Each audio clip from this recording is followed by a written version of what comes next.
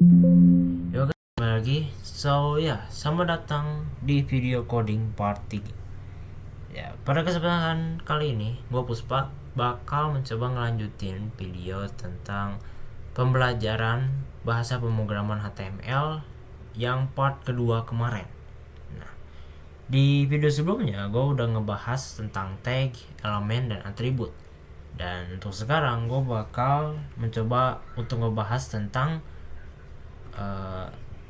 tabel, link, list, dan simbol dalam HTML. Tanpa banyak basa-basi, kita langsung aja mulai ke pembahasannya. Pertama, table atau tabel. Tabel merupakan struktur yang digunakan untuk menampilkan informasi dalam bentuk baris dan kolom. Nah, pada HTML untuk pembuatan tabel menggunakan tag tabel untuk membuat tabel, tag tr untuk membuat baris, dan tag td untuk membuat kolom. Kita semua pasti sering lah bukan mendengar malahan, kita pasti tahu lah apa itu tabel kan, yang sering kalian lihat di dokumen-dokumen seperti itu. Nah, itulah tabel.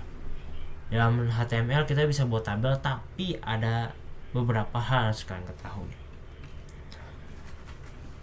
Nah, seperti yang sudah tadi jelaskan, ada tag table dan juga tag tr dan tag td kan. Nah, tag table itu merupakan tag pembuka dalam membuat sebuah table pada HTML.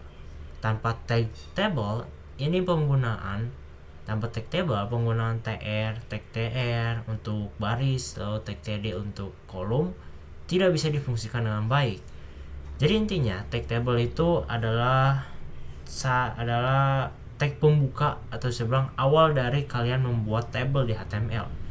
Intinya ya, kalau kalian nggak bikin tag table ini terlebih dahulu untuk membuat tabel, kan nggak akan bisa membuat tabel intinya. Jadi ya kalau kalian pengen bikin tabel, awali dengan tag table gitu. Tag table buka dan tag table tutup. Lalu di sini kan harus tahu 3 hal tentang table. Jadi di dalam table itu ya, tag table itu ada tag tr. Tr ini itu apa? Tr ini adalah table row atau tabel baris. Jadi ini itu adalah tag yang digunakan untuk membuat baris di dalam tabel gitu. Untuk mengetahuinya, kita lihat aja kalau baris itu dari kiri ke kanan atau kanan ke kiri, horizontal. Kita anggapnya seperti itu saja.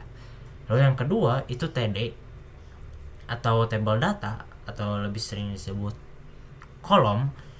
Ya kan tau lah kolom gitu. Jadi untuk bisa mengetahui kolom itu kalian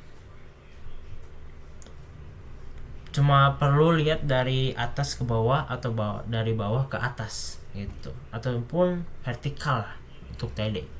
Oh ya, juga di dalam tabel seperti yang gue bilang, di dalam tabel kan ada TR. Nah, di dalam TR itu ada TD. Jadi ya itu saling berhubungan. Jadi kayak ada tangga gitu loh, bentukannya kayak tangga. Lalu selanjutnya untuk TH nih. Nah, TH itu untuk membuat tabel head atau bagian kepala pada tabel. Kan pasti pernah lihat kan di tabel itu kayak ada tulisan nomor, terus nama yang paling atas tuh, terus keterangan atau yang lainnya. Nah, itu disebut dengan table head. Bakal lebih mudah kalau misalnya ada contoh. Jadi di sini gue udah nyiapin contoh dari table yang untuk bahan kita sekarang. Dan ya di sini gue udah bikin, dan di sini bakal gue coba jelasin ya. Jadi ya yang gue bilang tadi, ada table, di dalam table itu ada tr, di dalam tr itu ada td, th. Nah seperti ini. Jadi intinya kalau kamu pengen bikin table ya, awal-awal kan harus bikin dulu tag table seperti ini. Nah, ada table buka dan table tutup. Kalau kan nggak pakai tag ini ya, kan nggak pakai tag table ini, kan nggak bakal ngebuat tabel gitu. Lalu di dalam tabel ini itu kan nggak bisa langsung ngisi data gitu, ngisi sesuatu, kan harus bikin dulu barisnya dengan tag tr seperti ini, tag buka, tag tutup. Lalu di dalam TR kan harus bikin lagi kolomnya dengan tag TD. Nah, seperti ini. Baru kalian isi data kalian, kayak misalnya nomor atau mungkin nama, gitu. Nah, di sini kalau misalkan kalian pengen bikin baris lagi gitu ya di dalam tabel, sebelumnya jadi dulu aja deh. Contoh, kita langsung aja run. Nah, kita bisa lihat di sini itu udah ada gitu ya nomor. Tapi kita pas lihat ini nggak kayak tabel gitu ya. Untuk bawah nanti gue bakal jelasin. Dan ya, jadi intinya kayak gini nih. Saya dari yang udah gue bikin aja ya. Jadi bisa dilihat di dalam table itu ada TR, dan di dalam TR itu ada TH ataupun TD. TH, TD itu sama aja, cuma bedanya itu TH biasanya untuk heading ya, untuk head, untuk bagian atas seperti ini, nomor, nama, alamat. Kalau TD ya untuk biasa kayak seperti ini gitu. Dan penulisannya kayak gini. Jadi kalau misalnya, jadi ya kalau untuk baris kita lihat dari satu Badrul Sumedang ini gitu. Tapi kalau kolom kita lihatnya dari nama kayak Badrul Andi Budi, baris horizontal, kolom vertikal gitu. Dan lalu kalau misalnya kalian pengen bikin lagi kolom ya, kalian pengen bikin lagi baris di suatu tabel seperti ini, kan ada kan ada 3 tabel ya. Nah, ada 3 baris nih, 4 baris. Nah, kalau misalnya kalian pengen nambah 5 lagi gimana? Caranya kalian harus bikin baris lagi dengan kita copy aja dan kita paste seperti ini. Dan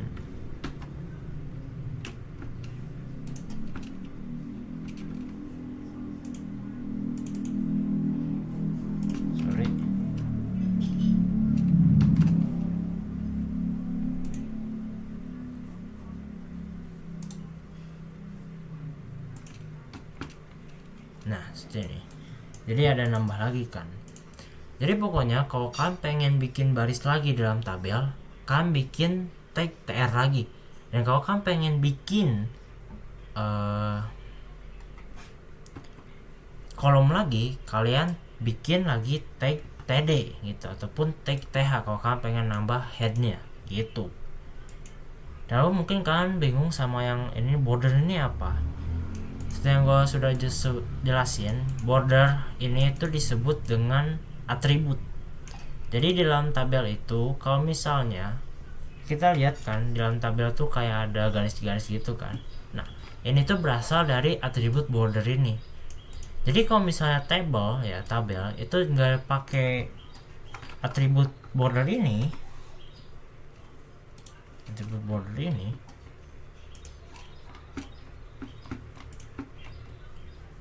ya, tabelnya ini memang terlihat seperti tabel, tapi masalahnya ini nggak ada garis. Tabel kan memang identiknya dengan garis gitu kan. Nah, ini enggak. Jadi makanya kenapa ada border itu semua, karena border itu digunakan buat buat bikin garis di dalam tabel. Lalu angka 1 ini apa? Angka 1 ini tuh value-nya. Ini tuh nama atributnya, ini value dari atributnya, nama atributnya. Kalau 1 kayak gini, 1 ini tuh bisa bilang yang paling standar ya, bisa dibilang gitu. Dan kalau seperti ini kan tuh, lalu kita juga bisa bikin kayak misalnya 2 tuh lebih tebal gitu kan sisinya. Mungkin kita bisa bikin 10, wah kan tebal banget. Atau mungkin kita bisa bikin 100 gitu, wah tebal banget kan. Nah, intinya gitulah ya. Itu untuk table ya. Untuk table contohnya mungkin seperti itu ya. Jadi ya kalau kan sudah paham, kita langsung aja lanjut ke slide-nya. Kita bakal ngebahas tentang link. Hyperlink sendiri dalam HTML ditulis dengan tag A atau yang kita kenal dengan anchor. Tag A ini selalu diikuti oleh atribut href, di mana di dalam href atau hypertext reference inilah yang akan diisikan alamat yang dituju ketika teks atau gambar diklik. Berikut adalah penulisan hyperlink menggunakan tag A. Contohnya seperti ini, dimana pertama-tama itu bikin tag, kita langsung coba aja ya. Jadi pertama-tama itu kan harus bikin dulu tag A seperti biasa seperti ini ya. Akan ada tag A, akan ada tag pembuka dan penutup. Nah, di sini kita untuk masukin link, kita itu harus pakai atribut href, yang mana nih itu berguna untuk diisikan alamat dari linknya. Kayak misalnya, jadi cara masuknya seperti ini, tulis href lalu sama dengan, dan lalu kita masukin linknya. Gue sini udah ada contohnya ya. Jadi ya di sini gue tinggal klik aja, di sini gue tinggal copy aja, gue masukin dan kita running. Nah, kalau misalnya kita klik yang di sini ya, ini kan ada sorry ini nggak ada. Intinya kayak gitu ya untuk masukinnya. Lalu kita masukin klik di sini, maka bakal keluarnya seperti ini. Yang ketika kita klik, ya ini harusnya langsung ke YouTube ya, tapi ya you know lah, ini baru website biasa, belum apa-apa. Jadi ya ini belum full jadinya gitu. Tapi bisa lihat itu websitenya itu langsung menuju ke YouTube.com, karena kan tadi mencet link itu kan. Nah, itulah gunanya. Simpelnya kayak gitulah untuk link. Selanjutnya, oh ya, di dalam link juga itu ada jenisnya ya, jenis hyperlink.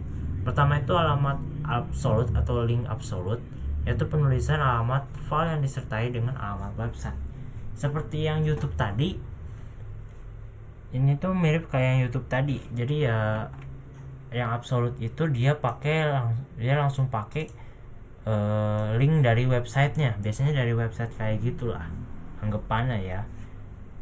Kayak misalnya YouTube kan, atau mungkin kayak Y3 School kayak gitu. Nah, itulah yang disebut link absolute. Jadi ya langsung link dari websitenya gitu. Terus selanjutnya ada juga yang kedua, yaitu alamat alternatif. Merupakan penulisan alamat file yang akan dipanggil berada dalam aplikasi yang sama. Aplikasi yang sama nih. Jadi sebelum memanggil file yang diperlukan, tidak usah menggunakan nama dari websitenya. Biasanya itu dipakai kalau misalnya kan pengen ngegabungin antara dua file di dalam aplikasi yang sama. Contohnya dalam Visual Studio Code, ini gue ada contohnya alamat alternatif nih. Nah, table link list simbol kedua .html di sini. Apa maksudnya? Bisa kita lihat di sini gua kan ada dua jenis file kan. Yang pertama lalu yang kedua. Nah, untuk agar kita bisa mengakses file dari file pertama lalu ke file kedua, kita perlu menggunakan alamat alternatif, dimana kita masukin nama dari filenya. Ini kan namanya table link list simbol 2 kan. Nah, simbol 2. Jadi ya untuk nyambungin dua file ini kita harus pakai yang alternatif. Jadi ya jadinya seperti ini. Kalau misalnya saya klik di sini, langsung menuju ke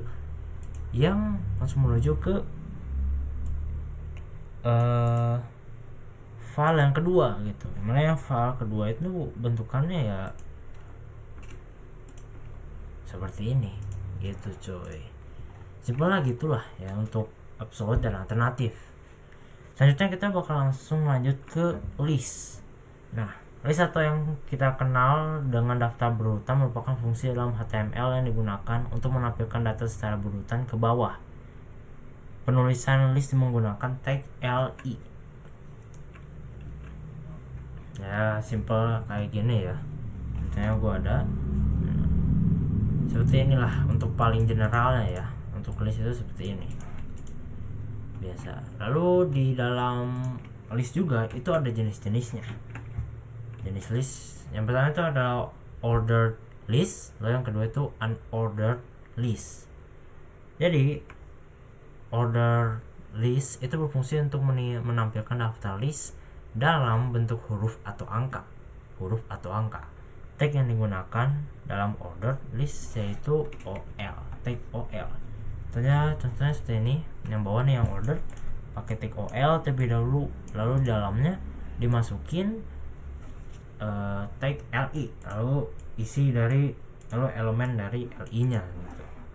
Dimana kalau kita run seperti ini, nah order, dimana order itu yang awalnya ini itu akan berubah jadi angka ataupun huruf gitu,